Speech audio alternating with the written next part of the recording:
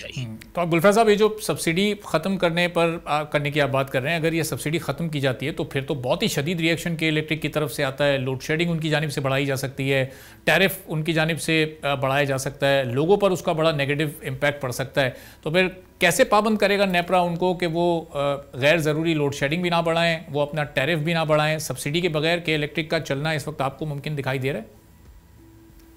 देखिए, मेरे ख्याल में उनको कुछ सपोर्ट की तो ज़रूरत होगी, लेकिन उनको जब तक आप उनको उस रास्ते पर नहीं रखेंगे जिस रास्ते में वो आहिस्ता आहिस्ता ज़्यादा एफिशिएंट हो जाएं, अपने आप बोझ खुद उठाना शुरू कर लें, तो वो बोझ पाकिस्तान की पावर सेक्टर के ऊपर पे हमेशा ही रहेगा।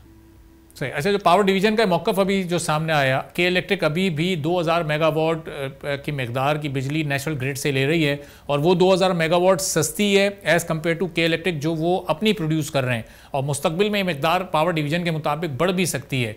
तो ये जब इतनी ज़्यादा बिजली अभी भी नेशनल सिस्टम से हासिल कर रहे हैं, नेशनल ग्रिड से ले रहे हैं, तो फिर जो प्राइवेटाइज़ करने का जो मकसद था क्या वो हासिल हुआ? इनकी एफिशिएंसी कहाँ है, इनकी जनरेशन और प्रोडक्शन कहाँ है, इनकी अपनी टेक्नोलॉजी कहाँ पर मौजूद है? फिर देखिए, जहाँ तक तो प्राइवेटाइजेशन का मकसद था वो तो वही था कि एक तो वो एक छोटी यूनिट है, वो अपने आप को ज़्यादा एफिशिएंट बनाए और जो लॉसेस हैं और जो पावर थेफ्ट्स हैं और नॉन पेमेंट्स ऑफ बिल्स हैं उसको इम्प्रूव करें। तो मेरे ख्याल में एक ही रास्ता है कि वो अपने लॉसेस को कम करें, बिजली की चोरी को बंद करें और पेमेंट को बढ़ाएं। जब तक वो नहीं होगा तो कराची की आवाम सफ़र करती रहेगी। तो सर ये तो उन्हें अज़ खुद करना है, लेकिन वो नहीं कर रहे। नेपरा वक्तन फ़वक्तन उनकी इनएफिशिएंसीज़ पर उन्हें थोड़े बहुत जुर्माने भी करता रहा है। वो जुर्माने बखुशी भर देते हैं चूँकि ज़ाहिर है उन्हें सब्सिडी इतनी बड़ी मिलती है। तो ये एफिशिएंसी बेहतर होगी कैसे? इसके लिए रेगुलेटर कोई सख्त कदम उठाना पड़ेगा या अपना हाउस एंड ऑर्डर खुद के इलेक्ट्रिक कैसे दुरुस्त करेगा, जो कि पिछले 20 सालों से नहीं हो सका? ख़ासतौर पर पिछले 7 साल में तो बड़ी बदतरीन परफॉर्मेंस रही है जब से मोनिस अलवी CEO बने।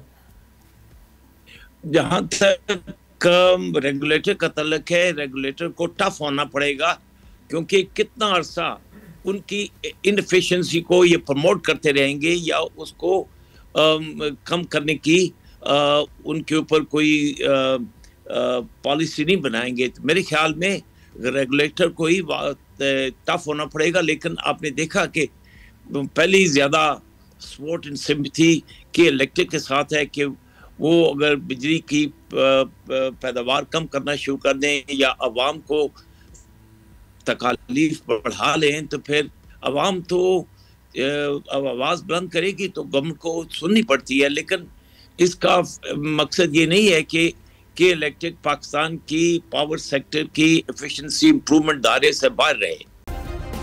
सब्सक्राइब करें और बेल दबाएं ताकि कोई खबर रह न जाए।